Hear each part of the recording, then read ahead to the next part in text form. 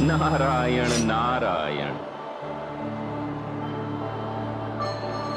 माते, अपने पुत्र को दर्शन दीजिए। प्रणाम माते। पुत्र, तुमने मेरा आह्वान किया, मैं आ गई। माते, मैं देख रहा हूं कि शाप ने आप में तथा आपकी शांति में कोई परिवर्तन नहीं किया है। पुत्र, यह शाप तो मैंने इसलिए स्वीकार किया जिससे संसार ये सीख ले कि ज्ञान को भी संयम की आवश्यकता होती है। जिस प्रकार जल अपने आप में शुद्ध और पावन होता है, किंतु उसे बाहरी विकार से बचाना पड़ता है, अन्यथा वो दूषित हो जाता है। उसी प्रकार ज्ञान को भी अहंकार से बचाना चाहिए। आपने सत्य कहा माते। माते, मैं आपको एक शुभ समाचार दे दूं। माता लक्ष्मी इस शाप से मुक्त होकर विष्णुलोक लौट गई हैं, किंतु वे आपके लिए चिंतित हैं कि आपकी इस शाप से मुक्ति कब होगी। पुत्र, मैं तो इस शाप से तभी मुक्त हो सकती हूं जब देवी गंगा धरती पर आएंगी। किंतु माते, वे तो आपके शाप के भय से पिताश्री के कमंडल में जाकर छिप गई हैं। हाँ, मैं जानती हूं। फिर तो माते, कोई ऐसा उपाय करना पड़ेगा जिससे कि देवी गंगा को पिताश्री के कमंडल से निकालकर धरती पर लाया जा सके। किंतु पुत्र, यह इतना सरल नहीं है। इस मार्ग में बहुत सारी बाधाएं और कठिनाइयां हैं। माते, आप चिंता ना कीजिए। मैं ऐसी परिस्थितियां उत्पन्न कर दूंगा जिससे कि देवी गंगा धरती पर और आप वाग देवी के रूप में ब्रह्मलोक जाएंगी। किंतु ये कैसे संभव होगा पुत्र? माते, यदि ये असंभव भी है तो मैं इसे संभव बना दूंगा। मैं आपको आश्वासन दे रहा हूं माते, आप निश्चिंत होकर यह कार्य मुझ पर छोड़ दीजिए। प्रणाम माते। नारायण नारायण।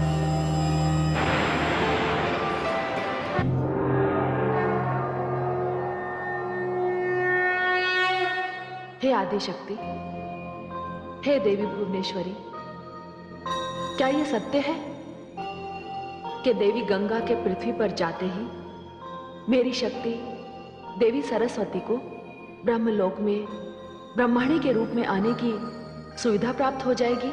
हाँ महादेवी, ये सत्य है। और इसके लिए सरस्वती पुत्र देवर्षि नारद प्रयास करने निकल पड़े हैं। किंतु हे आदिशक्ति, देवर्षि नारद क्या प्रयास करेंगे? वही प्रयास जिससे उनकी माता देवी सरस्वती उस श्राप से मुक्त होकर ब्रह्मलोक पहुंच जाए। किंतु इसके लिए तो देवी गंगा को ब्रह्मा जी के कमंडल से धरती पर लाना होगा। क्या नारद जी इसे संभव बना पाएंगे? हे महादेवी, देवर्षि नारद ने न्याय, धर्म और नीति की रक्षा के लिए जीवन समर्पित कर दिया। वे क्या करेंगे मैं आपको नहीं बताऊंगी। आप स्वयं देखिए कि नारद कहां-कहां जाते हैं और क्या-क्या करते हैं। हे महाशक्ति, आपकी लीला न्यारी है।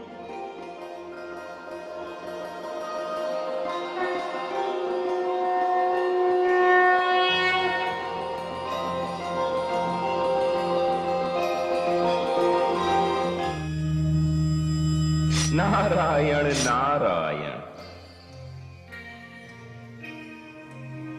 प्रणाम पिताश्री। आयुष्मान भव, कीर्तिवान भव। आओ पुत्र। पिताश्री, मैं अभी अभी माताश्री से मिलकर आ रहा हूं और उन्हें उनके ब्रह्मलोक लौटने का आश्वासन भी देकर आ रहा हूं। अर्थात पिताश्री, माताश्री ने मुझे बताया कि उन्हें उनके शाप से मुक्त होने और ब्रह्मलोक में आगमन के लिए देवी गंगा को धरती पर जाना होगा। पिताश्री, आप देवी गंगा को अपने कमंडल से मुक्त कर दीजिए। ये तुम क्या कह रहे हो पुत्र? मैं सत्य कह रहा हूं पिताश्री। माताश्री की मुक्ति के लिए बस एक ही उपाय है कि देवी गंगा को धरती पर जाना पड़ेगा। नहीं पुत्र, देवी गंगा धरती पर नहीं जाएंगी, वे मेरे कमंडल में ही रहेंगी। क्यों? क्यों पिताश्री? क्योंकि वो मेरे आश्रम में हैं। मैंने उन्हें स्वयं आश्रय जो दिया है। और पिताश्री, मैंने भी अपनी माताश्री को ब्रह्मलोक वापस लाने का आश्वासन दिया है। किस अधिकार से आश्वासन दिया तुमने? एक पुत्र होने के नाते, और आपको भी एक पिता होने के नाते मेरे आश्वासन की लाज रखनी होगी। और देवी गंगा को दिया हुआ मेरा वचन? नहीं पुत्र, यह संभव है। मैं अपने वचन को नहीं तोड़ सकता। मैं विवश हूं। पिताश्री, आपको माताश्री की मुक्ति के लिए इस वचन को तोड़ना ही पड़ेगा। पुत्र नारद, तुम अपनी मर्यादा को भूल रहे हो। मैंने अपने कार्यक्षेत्र में हस्तक्षेप करने का अधिकार किसी को भी नहीं दिया, अपने पुत्र को भी नहीं। इससे पहले कि मेरा क्रोध शाप में बदल जाए, चले जाओ यहां से।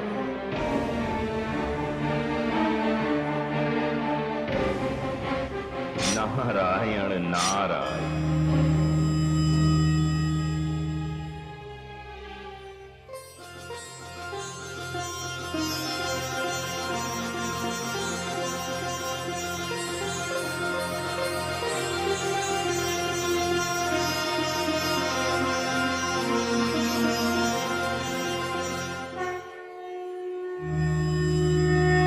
नारायण नारायण।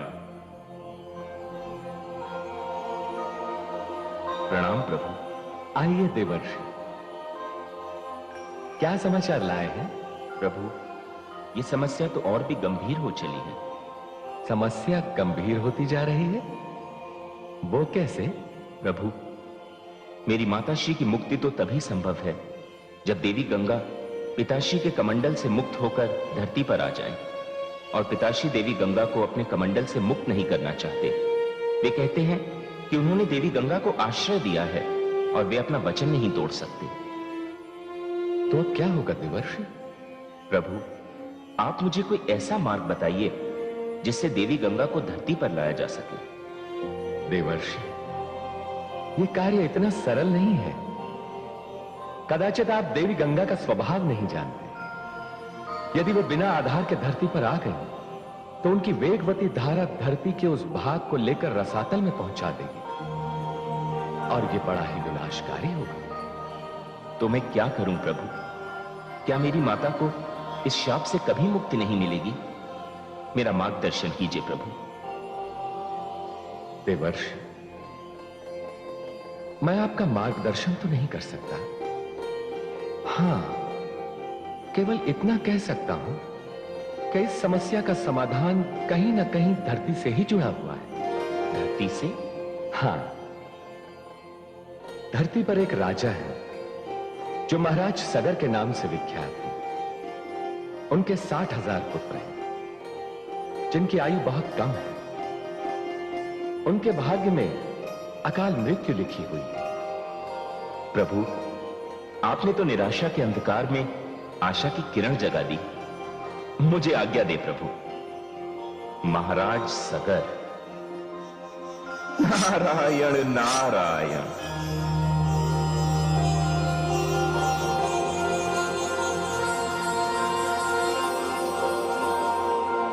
इक्ष्वाकु वंश के गौरव, धीर, वीर, गंभीर प्रजावत्सल महाराज सगर पधार रहे हैं।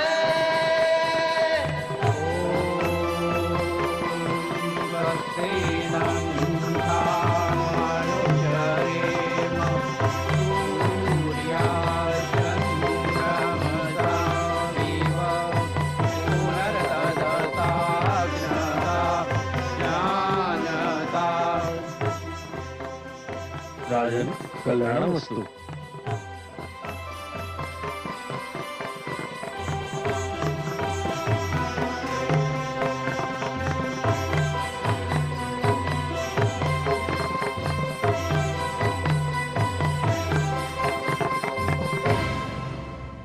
जी। जी महाराज।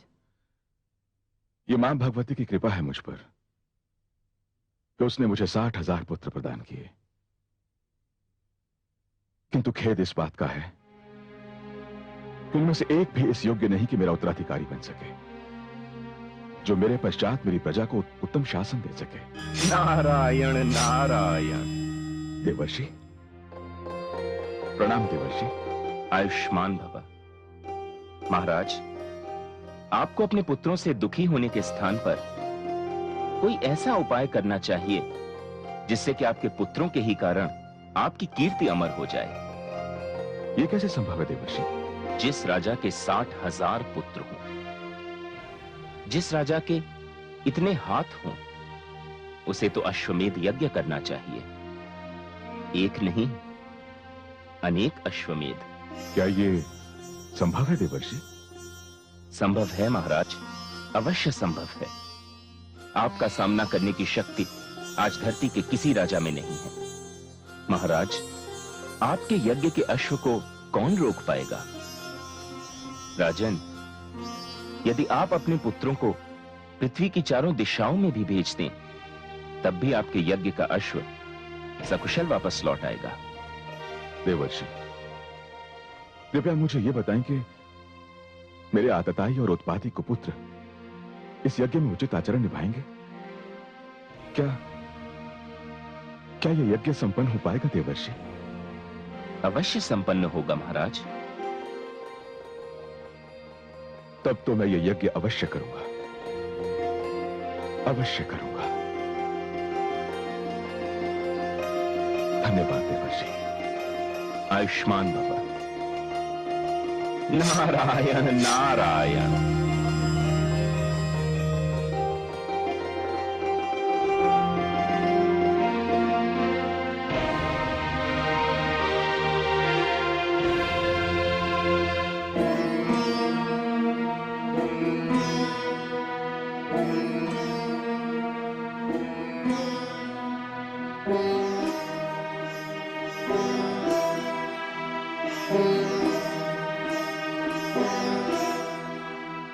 महाराज, हम उपस्थित हैं।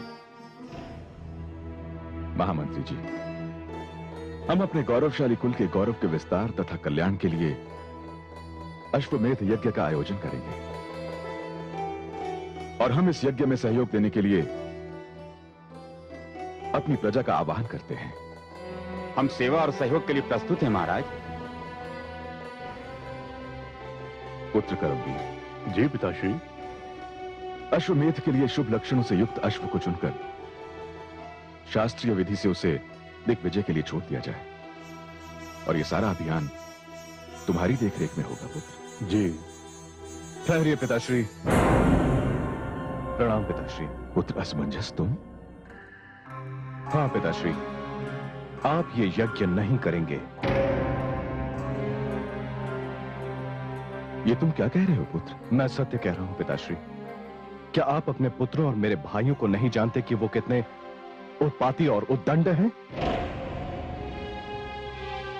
पिताश्री, आप ये यज्ञ मत कीजिए। इस अश्वमेध यज्ञ के परिणाम सुखद नहीं, अत्यंत दुखद होंगे। तुम जानते हो इस यज्ञ का परामर्श मुझे किसने दिया है पुत्र? देवर्षि नारद ने। चाहे जिसने भी आपको इस यज्ञ का परामर्श दिया हो पिताश्री, किंतु यह यज्ञ आपके लिए लाभकारी नहीं, विनाशकारी सिद्ध होगा। लगता है तुम्हारी बुद्धि भ्रष्ट हो गई है असमंजस, जो उस महान आत्मा के परामर्श पर आपत्ति उठा रहे हो। देवर्षि नारद हमारे शत्रु नहीं है। क्षमा पिताश्री, किंतु उनके इस परामर्श से षड्यंत्र तथा शत्रुता की गंध आ रही है। पिताश्री, आप इस यज्ञ का विचार अपने मन से निकाल दीजिए। इसी में हम सबका हित है। शत्रु देवर्षि नारद नहीं, शत्रु तुम हो। तुम जो इस आयु में मेरा साथ छोड़कर चले गए, अपने भाइयों को त्याग कर चले गए, क्योंकि वो तुम्हारे सौतेले भाई हैं। तुमने अपने कर्तव्य से मुंह मोड़कर संन्यास धारण कर लिया, तपोवन में जा बैठे, और अब उस यज्ञ को विनाशकारी कह रहे हो जिससे मेरे 60,000 पुत्रों का और मेरा कल्याण होगा। पुत्र असमंजस, कितना विष भरा है तुम्हारे मन के अंदर अपने सौतेले भाइयों के लिए और अपने पिता के लिए। पिताश्री, आप चाहे जो समझ ले मुझे, किंतु मैं हाथ जोड़कर आपसे विनती करता हूं कि यह यज्ञ रोक दीजिए, नहीं तो अनर्थ हो जाएगा। नहीं पुत्र, यह यज्ञ तो नहीं रुकेगा। यह यज्ञ अवश्य होगा, किंतु तुम इसके पश्चात यहां नहीं आओगे। आज से तुम्हारा और हमारा संबंध समाप्त। समझ लो, हम तुम्हारे लिए और तुम हमारे लिए मर गए। अब कुछ कहने सुनने को शेष नहीं रहा है पुत्र। पुत्र कर्मवीर, जी पिताश्री। जाओ, जाकर यज्ञ का आयोजन करो।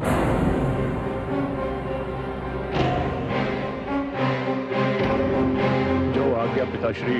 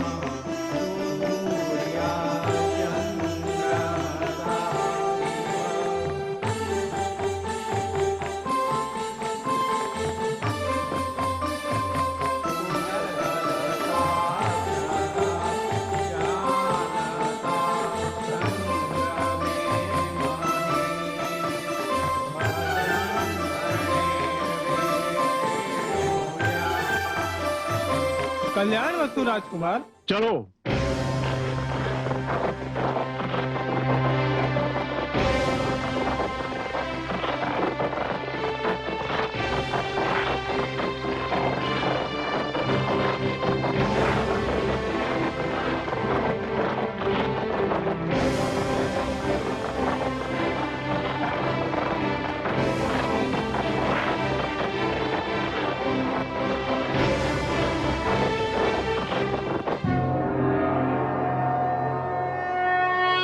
हे देवी भुवनेश्वरी, देवर्षि नारद यह कौन सा खेल खेल रहे हैं?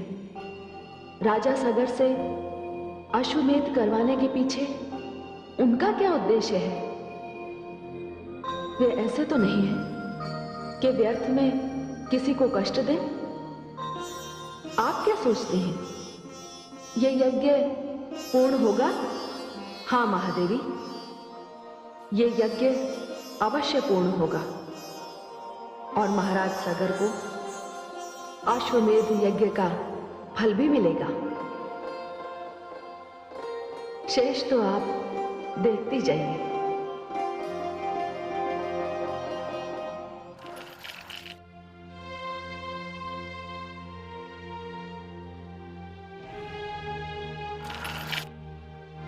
महाराज की जय हो। क्या समाचार है महामंत्री जी? बड़ा ही शुभ समाचार है महाराज। युवराज कर्मवीर का संदेश आया है कि अश्वमेध का अश्व यात्रा पूरी करके लौट रहा है। क्या? हाँ महाराज, युवराज कर्मवीर अपने अंतिम पड़ाव पर हैं। उनके स्वागत की तैयारियां हो महाराज। महामंत्री जी, ये तो बहुत ही शुभ समाचार है। अश्व के समुचित स्वागत का पूरे नगर में प्रबंध किया जाए। जो आज्ञा महाराज।